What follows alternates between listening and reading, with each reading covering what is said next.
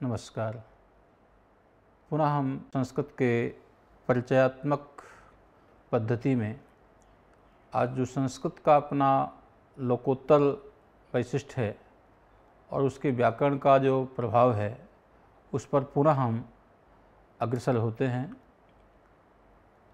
संस्कृत का जो वाङ्मय है उसमें प्रकृति प्रत्यय, जिसको हम लोग वर्णस्फोट के नाम से जानते हैं, स्पष्ट है कि बहुत से वाक्य हैं और प्रति वाक्य का अध्ययन करना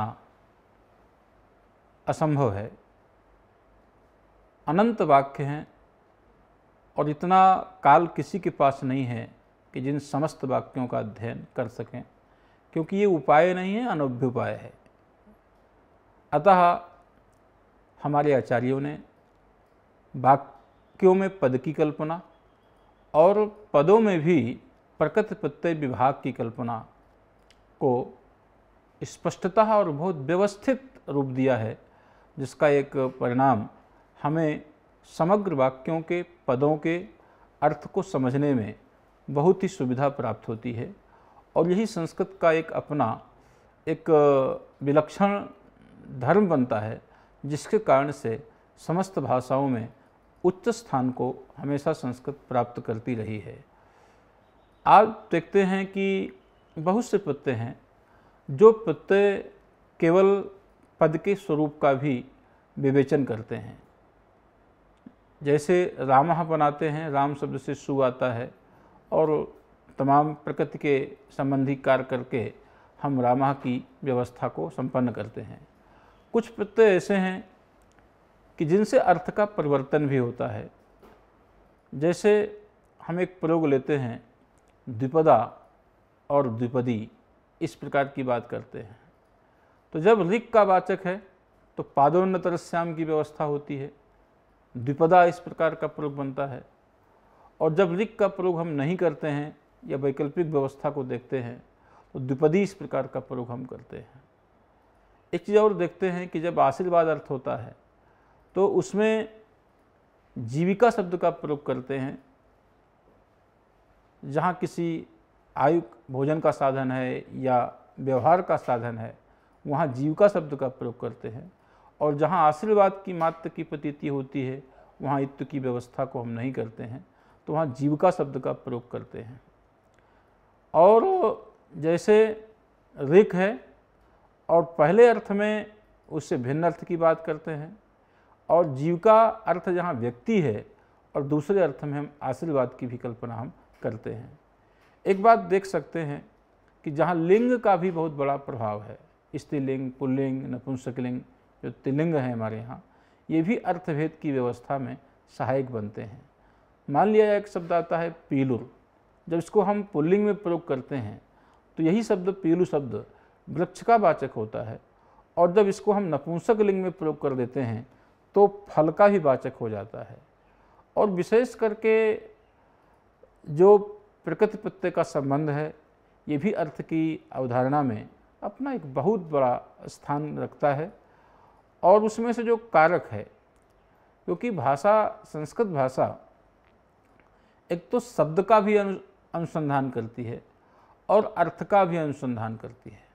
भाषा का जो आर्थिक पक्ष है, जहाँ पर आकांक्षा, योग्यता, सन्निधि की व्यवस्था है, वो केवल संस्कृत नहीं, जितनी भाषाएं हैं सब जगह वो प्रभावित होता है।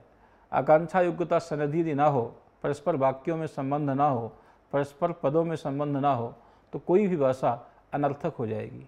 इसलिए 10 दाणमानी सरपूपाह, इनके पद तो सार्थक हैं लेकिन परस्पर पदों का कोई संबंध नहीं है, इसलिए इसे हम निरर्थक की कोटि पर ले जाते हैं, किसी भी स्पष्ट अर्थ की प्रतीति नहीं कराती है।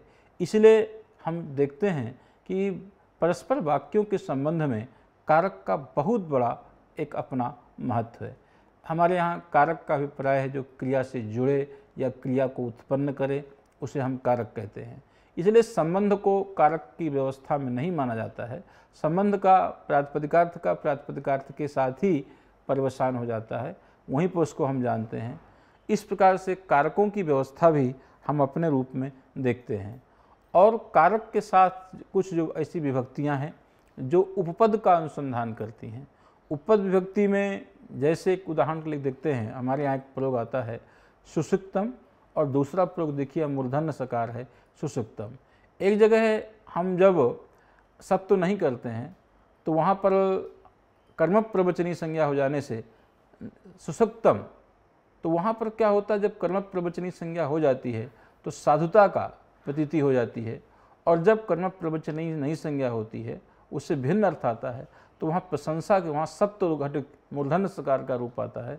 वहाँ स्पष्ट देखते हैं कि एक बार वहाँ जहाँ मूर्धन्य सकार है वहाँ निंदा की प्रतीति हो जाती है, और जहाँ कर्म प्रवचनी है दंत सकार है वहाँ दंत सकार के बाद उसको हम देखते हैं कि वहाँ साधुता की, प्रशंसा की प्रतीति हो जाती है।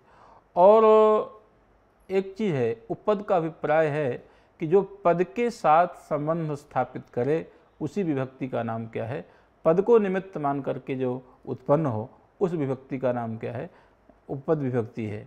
हम देखते हैं कृष्णाय नमः, तो यहाँ पर कृष्णाय नमः उद्देश्य नहीं है, कृष्ण संबंधी नमस्कार है, ये हमारा उसका अभिप्राय होता है।